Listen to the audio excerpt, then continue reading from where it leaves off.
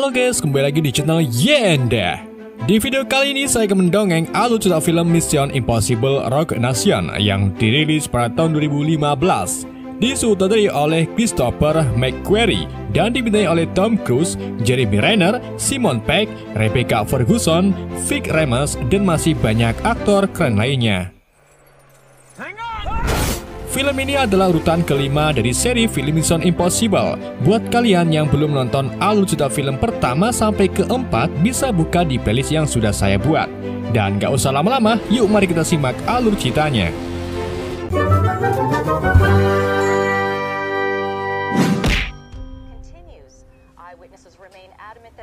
Di ending film sebelumnya, kita sudah diperlihatkan bahwa Ethan dan timnya mendapat misi untuk mengejar para teroris yang tergabung dalam organisasi yang disebut sebagai The Syndicate.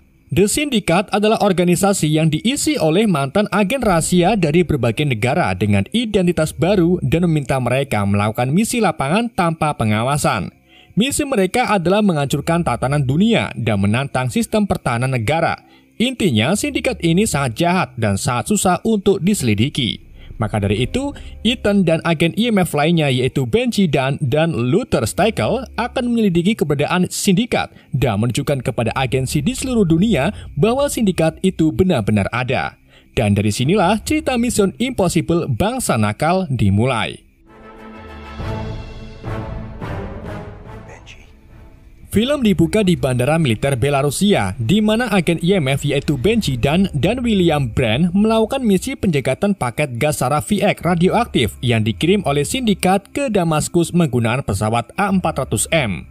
Dalam penjagatan tersebut, Benji dan Brand dibantu oleh Luther Stickle yang memberi akses retas ke Benji dari menara komunikasi. Tapi sayangnya dalam upaya menghentikan mesin pesawat, Benji gagal. Ketika pesawat mulai lepas landas, tiba-tiba Ethan muncul dan melompat ke atas pesawat, lalu cekelan di pintu pesawat.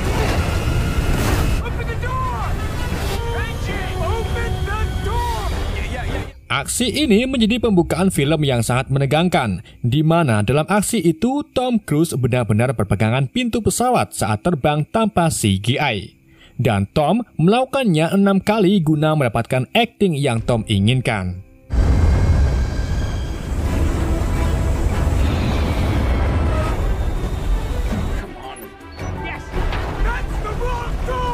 Setelah Benji berhasil membuka pintu pesawat, Ethan langsung masuk kemudian terjun membawa paket gas tersebut.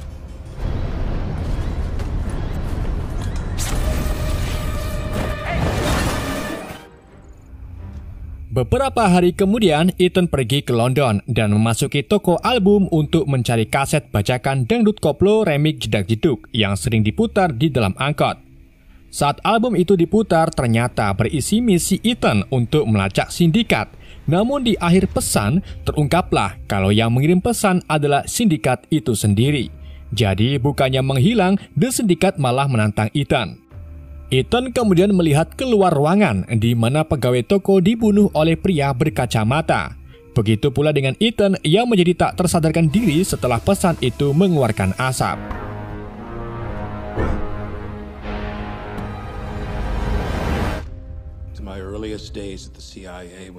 Sementara itu, di Washington DC, Direktur CIA yaitu Alan Hanley meyakinkan Komite Senat untuk membubarkan IMF dan mengalihkannya ke CIA. Hal itu ditegaskan oleh Hanley kalau IMF sudah menyebabkan banyak kerusuhan. Misalnya seperti peristiwa di film pertama, di mana IMF mencuri daftar agen-agen rahasia, lalu adanya peristiwa ledakan Kremlin yang dilakukan oleh musuh untuk memancing IMF. Meskipun Brand berusaha sebisa mungkin meyakinkan agar IMF tidak ditutup, tapi hasil akhir komit setuju untuk menutup IMF, karena menurut Senat, misi IMF tergantung pada untung-untungan saja. Dengan keputusan akhir inilah, Brand tidak bisa berbuat apa-apa dan terpaksa bekerja di bawah naungan CIA bersama Benji dan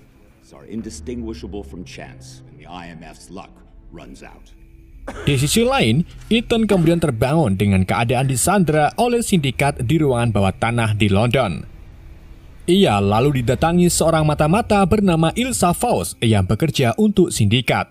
Gak cuma itu, Ethan juga didatangi seorang mantan agen KGB sekaligus dokter tulang bernama Jenny Winter yang akan melakukan penyiksaan terhadap Ethan dengan tujuan agar beralih ke pihak mereka. Namun saat Ethan hendak disiksa, Ethan menendang Jenny sampai pingsan, sedangkan Ilsa Faust tiba-tiba menyerang antek-antek Jenny dan membantu Ethan melarikan diri.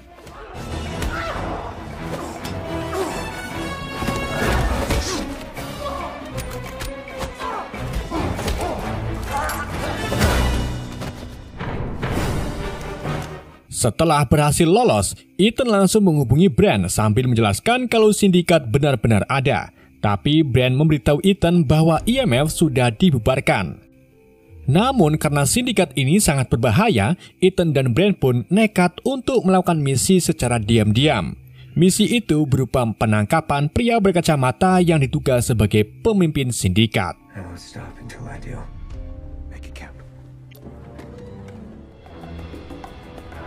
6 bulan kemudian, Hanley mencoba mencari keberadaan Ethan Hunt dengan mengirim tim divisi khusus ke tempat persembunyiannya yang berada di Havana, Kuba. Tapi saat sampai di sana, mereka tidak menemukan Ethan dan hanya mendapati gambar sketsa beberapa anggota sindikat, termasuk Ilsa dan pria berkacamata. Gak cuma itu, Ethan juga memberikan deretan peristiwa kecelakaan tidak wajar yang diduga dilakukan oleh sindikat, seperti hilangnya pesawat 606, kebakaran senjata kimia, dan krisisnya Bank Dunia.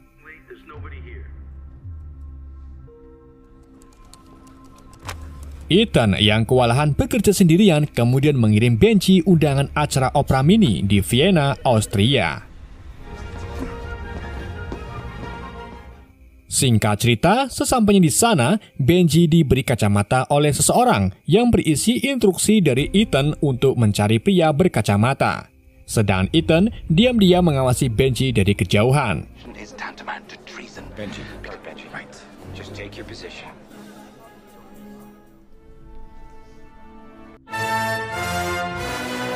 Saat acara musik dimulai, Benji langsung menggunakan peralatannya dan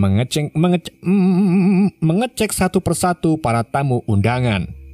Tetapi, bukannya menemukan pria berkacamata, Benji malah menemukan seorang pria yang terlihat mencurigakan dengan menyusup ke belakang panggung. Ethan pun langsung mengikuti pria yang ia yakini sebagai anggota sindikat, dan ternyata kemunculan pria itu bermaksud untuk menembak konselir Austria yang kebetulan sekali hadir di acara tersebut. Ethan lalu mulai menyerang pria itu dan berhasil membunuhnya.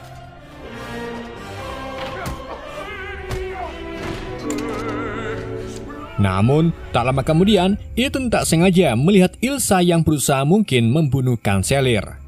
Selain itu, Ethan juga melihat seorang satpam dari arah ruang seberang yang sedang mengarahkan pistolnya ke kanselir Austria. Ethan pun menggagalkan rencana pembunuhan kanselir dengan menembak bahu kanselir terlebih dahulu.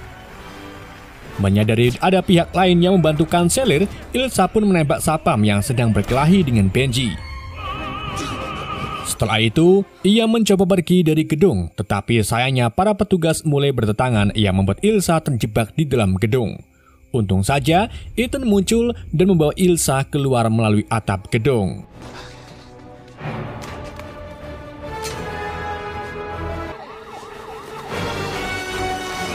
Namun, sayangnya penyelamatan Ethan terhadap kanselir Austria sia-sia karena sindikat memiliki rencana lain, yaitu mengebom mobil kanselir tersebut. Ethan dan Ilsa lalu dijemput oleh Benji, di mana Ilsa memberitahu Ethan kalau dirinya ternyata agen mata-mata Inggris yang ditugaskan masuk ke dalam sindikat. Namun saat Ilsa membebaskan Ethan kemarin, Ilsa terancam dibunuh oleh pemimpin sindikat. Dan untuk mendapatkan kepercayaannya sindikat kembali, Ilsa harus membunuh kanselir. Bersamaan dengan itu, sebuah mobil mengikuti ketiganya dari belakang. Ethan pun terpaksa melepaskan Ilsa, sehingga Ilsa bisa menjaga penyamarannya sebagai anggota sindikat. Di samping itu, Hanley yang menganggap sindikat itu mitos, kemudian mendapatkan berita pengeboman kanselir Austria. Ia meyakini bahwa pengeboman itu disebabkan oleh Ethan yang dibantu oleh Benji, karena sebelumnya Benji diam-diam pergi ke acara opera mini. Hanley pun akhirnya mengirim divisi kegiatan khusus untuk menangkap dan membunuh keduanya.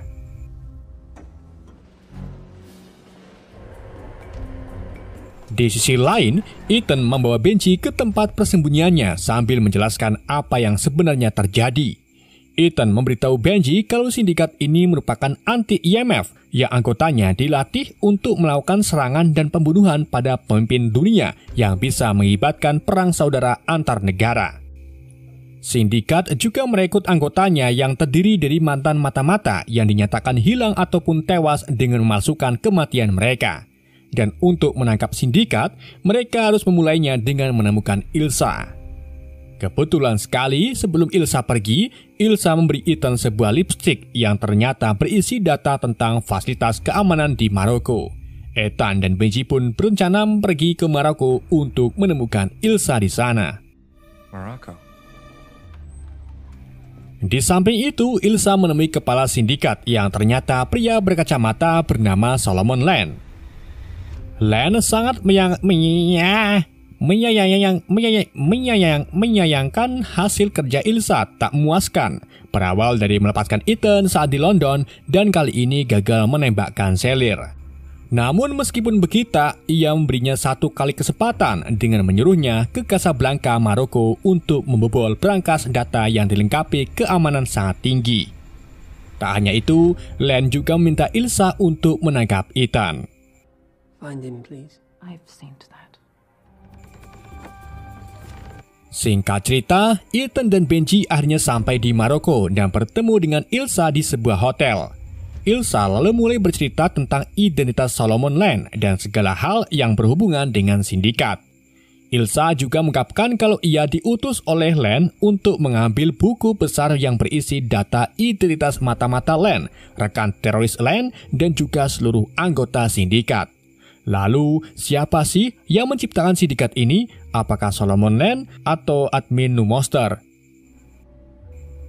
Mengetahui buku-buku itu sangat penting, Ethan pun tergoda untuk mengambil data tersebut sebagai bukti keberadaan sindikat. Namun, masalahnya data itu disimpan di bawah pembangkit listrik yang dijaga ketat oleh militer. Tak hanya itu, untuk mendapatkannya, mereka juga harus membobol 3 kunci kombinasi, lalu dilanjut melewati analis pengenalan wajah. Meskipun menggunakan topeng penyamaran, mereka tetap saja gagal karena sistem di sana juga menganalisis cara berjalan dan cara berbicara agen. Dan satu-satunya cara adalah Ethan harus masuk ke dalam torus yang berisi air dan menginstal profil Benji ke sistem. Dengan begitu, Benji bisa lolos dari analisis sistem keamanan. That's the only way.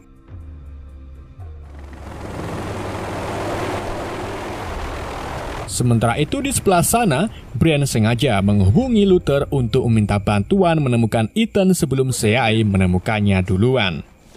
Not much. I'm looking for her.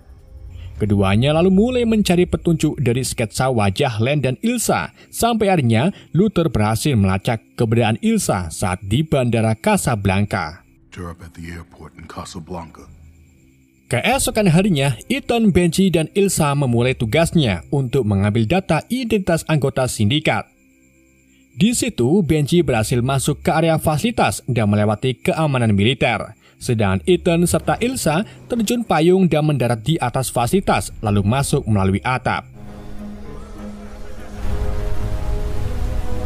Ethan kemudian mulai terjun ke dalam torus dan menyelam ke dalam air selama beberapa menit, sementara Ilsa berjaga dari atas.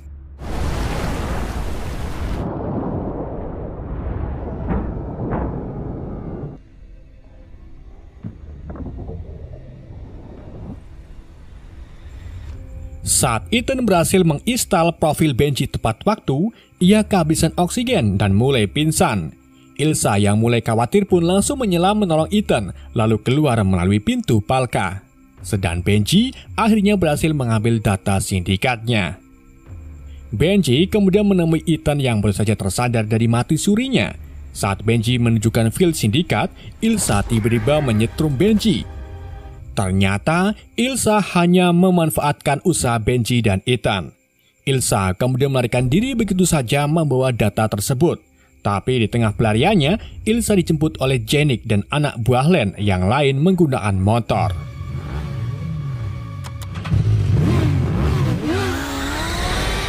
Benji dan Ethan lalu mengendari mobil dan tancap gas untuk mengejar Ilsa. Di dalam pengejarannya, mereka berpapasan dengan Bran dan Luther yang akhirnya membantu pengejaran tersebut.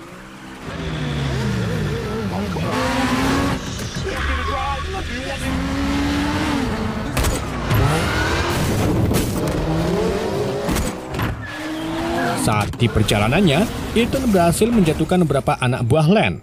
Namun saat melewati tangga, mobil Ethan mengalami juntel wolak-walik. Ketika salah satu musuh hendak menembak Ethan, Luther dan Bran datang menabrak musuh tersebut. Ethan kemudian mengambil sepeda motornya dan pergi mengejar Ilsa yang sedang dikejar-kejar oleh dua musuh.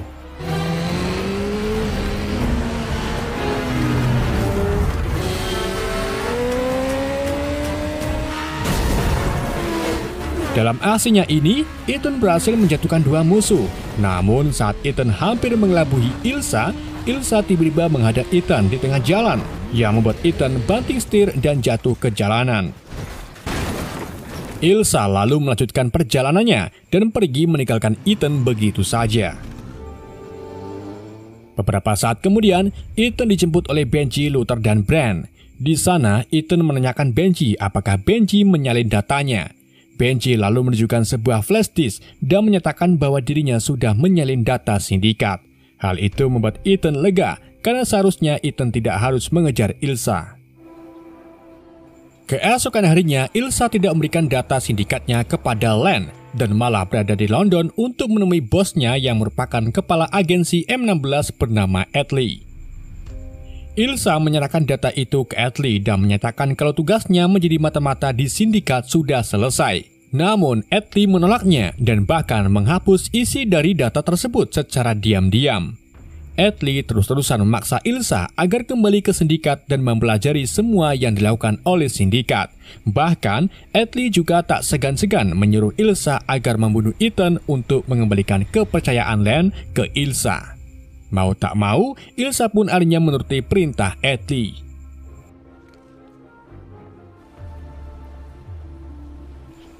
Ethan, Luther, Benji, dan Bran kemudian mengecek isi data sindikat.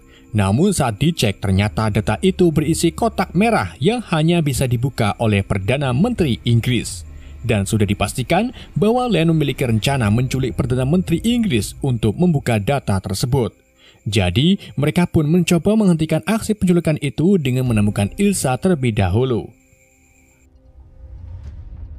Tak memerlukan waktu yang lama, Ethan dan timnya akhirnya berhasil berhadapan dengan Ilsa di bandara. Sedangkan yang lain berjaga di setiap sudut jika nanti Ilsa kabur lagi. Ilsa lalu memberi ponsel ke Ethan yang berisi pesan dari Len. Namun saat dibuka, ternyata menampilkan Benji yang baru saja diculik oleh anak buah Len. Ethan dan Bran pun mencoba mengejar Benji, sedangkan Ilsa berhasil kabur saat akan ditangkap oleh Luther. Sayangnya, pengejaran Ethan sia-sia karena Benji dibawa kabur oleh anak buah Len terlebih dahulu. Bersama dengan itu, Ethan mendapat panggilan dari Len. Ternyata, penangkapan Benji menjadi rencana Ilsa dan Len untuk memaksa Ethan membantunya menculik Perdana Menteri Inggris. Karena demi keselamatan Benji, Ethan pun menerima tugas tersebut. Tapi meskipun begitu, Bran sebenarnya tidak setuju dengan ide menculik PM Inggris. Ia lalu diperintahkan oleh Ethan untuk menghubungi Hanley dan memberitahu apa yang sedang direncanakan oleh Ethan.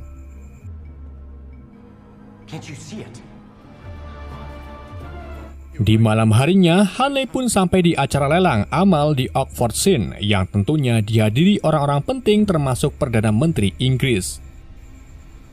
Setelah tahu rencana Ethan dari Bran, Hanley mencoba berbicara ke Atlee yang kebetulan sekali hadir dalam acara tersebut.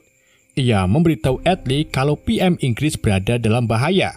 Atlee pun segera membawa Perdana Menteri Inggris ke sebuah ruangan yang aman bersama Hanley dan juga Bran. Di sana, Bran menjelaskan semuanya tentang Ethan maupun sindikat. Mendengar penjelasan itu, Perdana Menteri pun terkejut karena sindikat merupakan organisasi yang dibentuk oleh Atlee itu sendiri. Namun, operasinya ditolak oleh Perdana Menteri karena sindikat terlalu berbahaya. Jadi sekarang sudah jelas kalau pendiri sindikat itu ternyata adalah Atlee, dan Len merupakan ketua sindikat yang membelot dari Atlee. Sedangkan isi dari kotak merah adalah anggaran dana yang hanya dikendalikan oleh Perdana Menteri. Itulah mengapa Len ingin menculik Perdana Menteri karena ingin mengambil dana tersebut. Prime Minister, there is no syndicate. Bersama dengan itu, Atlee tiba-tiba menembak bius Perdana Menteri. Ternyata orang di balik topeng Atlee adalah Ethan yang sedang menyamar. Gak cuma itu, Luther juga menjebak Atlee yang asli agar datang ke ruangan mereka. Dengan begitu, Ethan juga bisa menjatuhkan Atlee. Setelah Atlee terjebak, Ethan pun berhasil membuktikan tentang keberadaan sindikat kepada Hanley. Tak hanya itu, mereka juga sekarang tahu kalau Atlee yang memanfaatkan Ilsa untuk melakukan kejahatannya.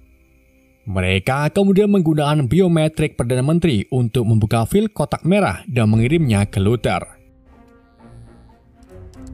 The prompt is Kipling. Setelah mendapatkan filenya, Ethan, Luther, dan Bran berkumpul kembali dan mulai berdiskusi bagaimana caranya untuk menyelamatkan Benji. Di sini, Ethan memiliki ide yang cemerlang tapi sangat beresiko, yaitu mengingat semua data dana dalam kotak merah dan menghancurkan disknya. Setelah menghafal semua data dana, Ethan pergi ke tempat yang sudah ditentukan oleh Len, tepatnya di pusat keramaian di mana Benji dipasang bom di badannya. Sedangkan Ilsa duduk di sampingnya dan di area sekitar terlihat antek-antek Len yang sedang mengawasi Ethan. Dengan melalui lensa kamera di mata Benji, Ethan pun mulai berkomunikasi dengan Len dan mengatakan kalau disk kotak merah yang Len butuhkan sudah hancur dan satu-satunya orang yang tahu semua isinya adalah Ethan. Jadi bagaimanapun juga Len terpaksa mematikan bom di tubuh Benji agar Ethan tetap hidup. Benji kemudian dilepaskan dan dijemput oleh Bran, sedangkan Ethan dan Ilsa menyerang anak buah Len dan melarikan diri dari mereka.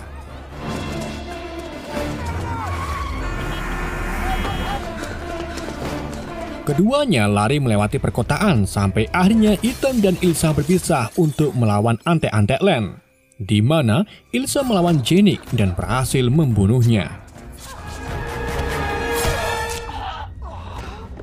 Sementara itu, Ethan masih berlarian di gang-gang kota. Ethan lalu dihadapkan dengan Solomon Len. Ethan lalu mancing Len agar masuk ke dalam lubang selokan. Dan saat Len turun ke lubang itu, ternyata Luther dan Bran sudah menyiapkan jebakan untuk mengepung Len menggunakan kaca anti peluru. Kini, akhirnya Len merasakan apa yang ia lakukan ke Ethan pada di awal film. Mereka kemudian menyemprotkan gas bius dan membawa Len ke dalam mobil polisi. Pada hari itu juga menjadi hari perpisahan Ethan dan Ilsa, karena Ilsa tak mau ikut tembak-tembakan lagi dan lebih memilih jualan pecel lele. Beberapa hari kemudian, Hanley dan Bran kembali menghadap ke Komite Senat. Dan setelah Hanley mengetahui kalau agen IMF melakukan tugas yang sangat baik dalam menguak sindikat, Hanley pun minta ke komite untuk menghentikan kembali IMF. Alhasil, IMF pun kini kembali dipulihkan, dan nasib baik juga untuk Hanley yang mendapat jabatan baru yaitu sebagai sekretaris IMF. Film pun bersambung. Oke guys, itulah alur cerita film Mission Impossible Rogue Nation. Semoga kalian terhibur dengan alur cerita yang saya bawakan. Mohon maaf jika ada kesalahan dalam penyebutan nama ataupun penyampaiannya. Pesan yang tidak bisa kita ambil dari film ini, barang siapa yang bekerja dengan semangat, keringat, dan air mata di hari Senin, niscaya keesokan harinya adalah hari Selasa. Sekian dari saya, sampai jumpa di video berikutnya.